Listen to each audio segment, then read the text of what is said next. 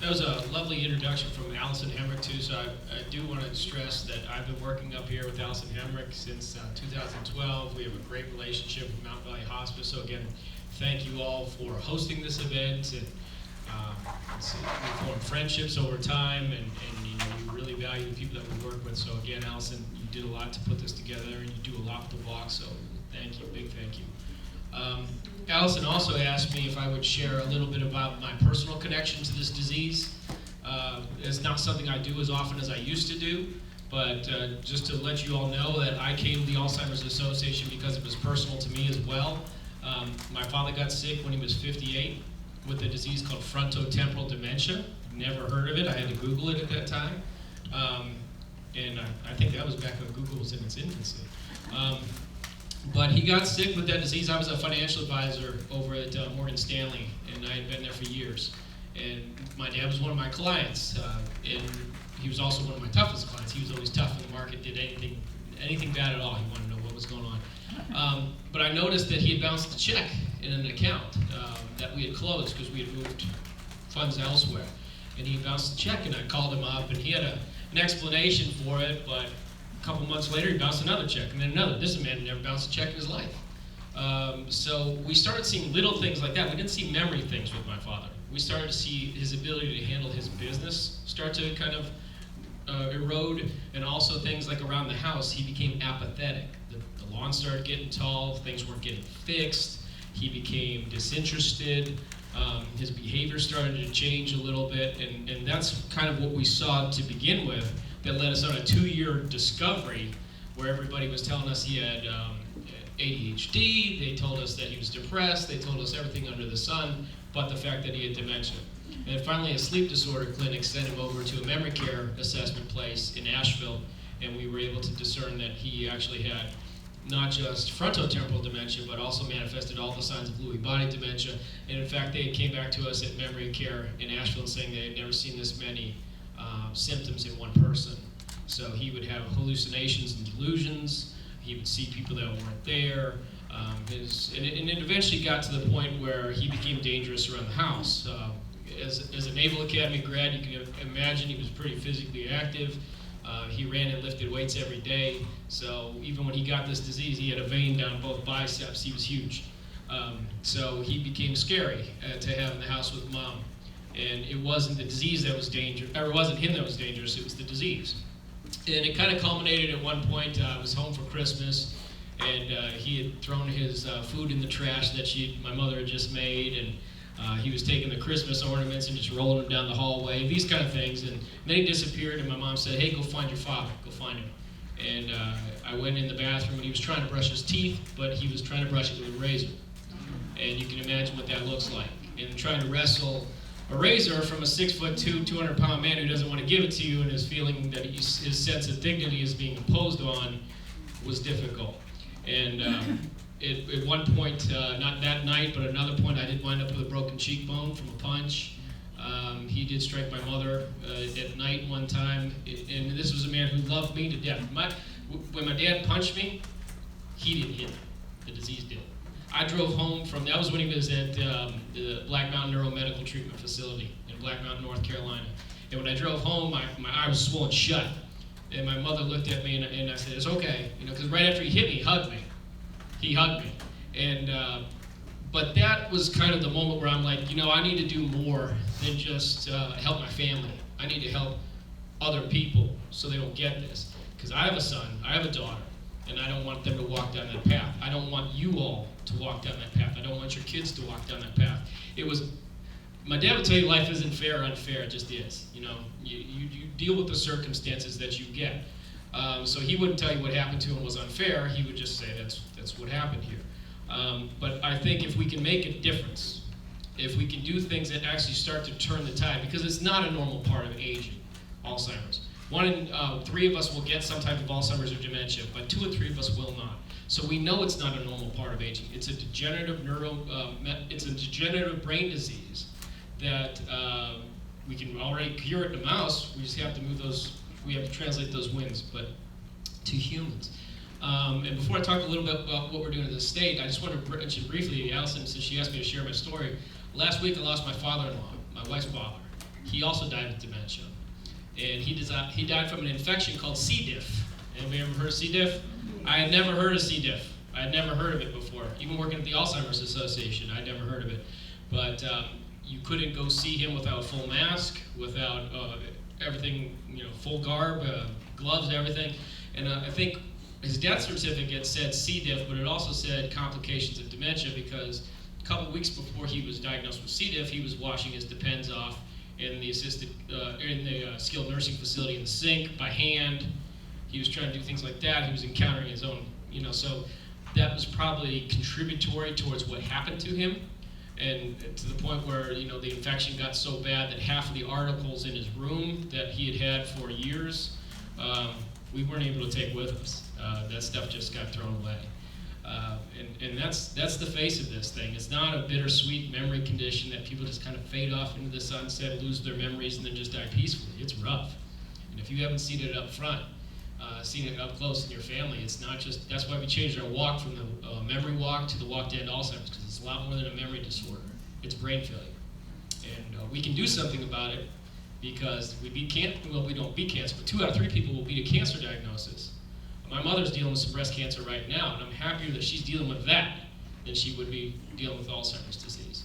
But cancer gets funded to the tune of about $5 billion annually, $5 to $6 billion. Alzheimer's is just now getting there. We're the most expensive malady in the country. But up until now, we have been an underfunded illness. And unless you go around the future burden, the future cost, by investing in research, you're crazy. It's like not changing the oil in your car. Who does that? Of course we do. So I'm glad to see that research is getting funded, because it's going to allow people like Marie and myself and the Alzheimer's Association and extremely dedicated volunteers like Deb Burkham, who is the ambassador to Congresswoman Foxx, and Deb is one of our state champions to go off and do something else at some point in our lives. But until that happens, we are here.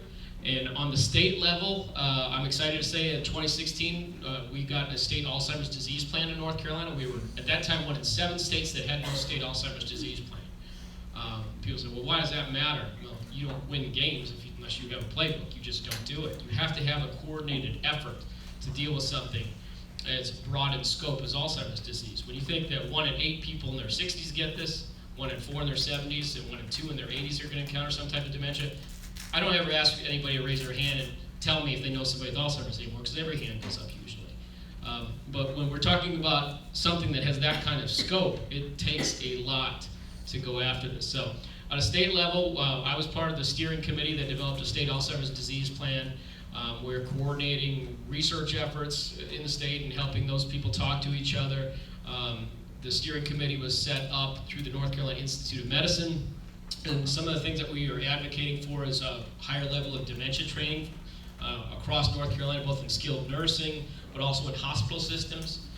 The Outer Banks Hospital in the eastern part of the state is a dementia-friendly hospital, and I think more hospitals need to do that. We have advocates and families that we deal with that they have admissions to hospitals all the time, and their loved one is put in handcuffs. Their loved one is talked to as if they're coherent, and they are not. The family is ignored, and it gets rough. And these are nice hospitals, even in communities like Greensboro. I went to see a family a couple of months ago that their loved one was cuffed to a bed, and it was very, very tough situation. And the daughter was told, the daughter Carolyn, who came to us to state advocacy, she was worried her dad was going to fall. She said he falls all the time, and the nurse said, well, if he falls here, it's fine, because the bed's close to the floor. I mean, this is a major hospital in Greensboro. This is why we need dementia-friendly training within hospital systems. We need dementia training in skilled nursing facilities, because a CNA, there are some CNAs in North Carolina that are fantastic with Alzheimer's and dementia. They know it back and front. They know it like a doctor, but there's no standardization, because the average CNA in North Carolina requires less training than a veterinary technician.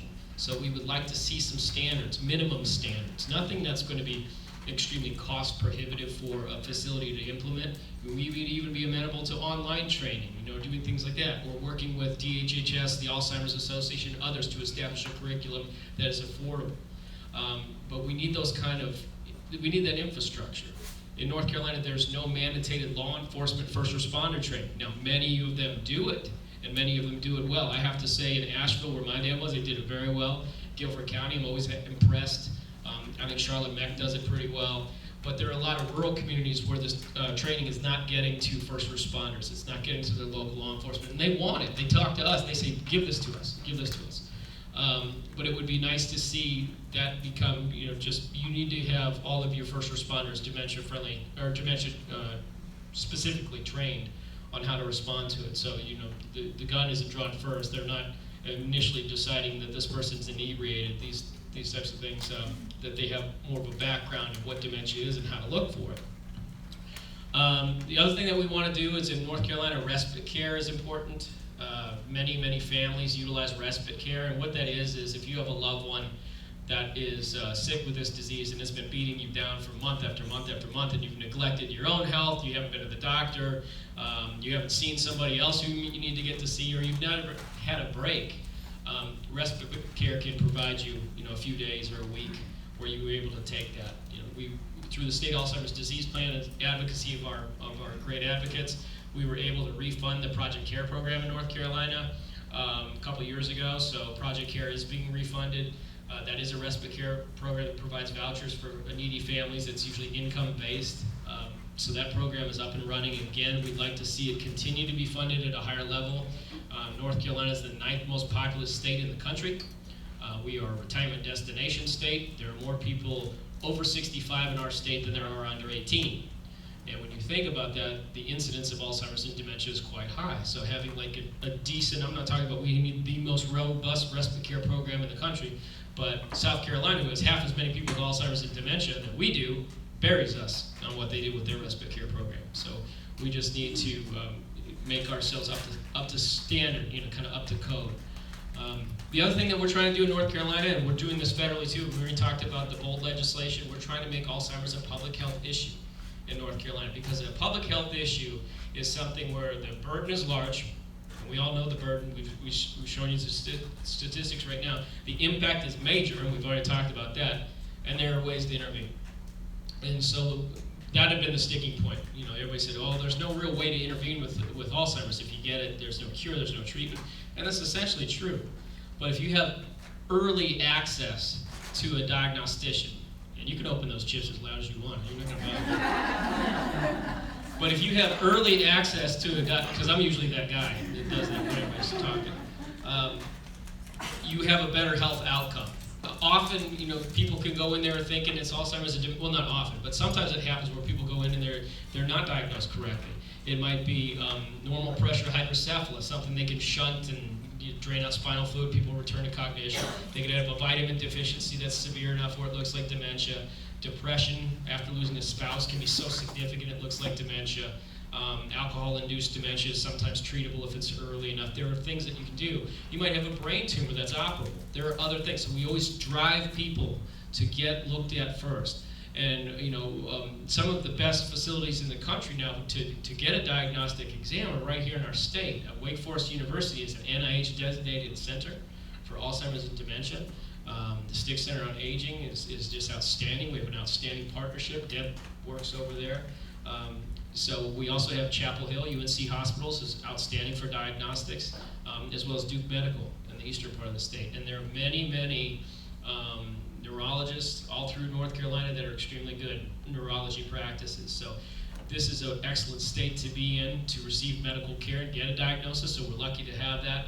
But that burden is huge here. The dementia costs in our state alone are about $6.7 billion a year. That's how much dementia hits North Carolina. That's Alzheimer's actually, not just all dementias, that's the Alzheimer's statistic.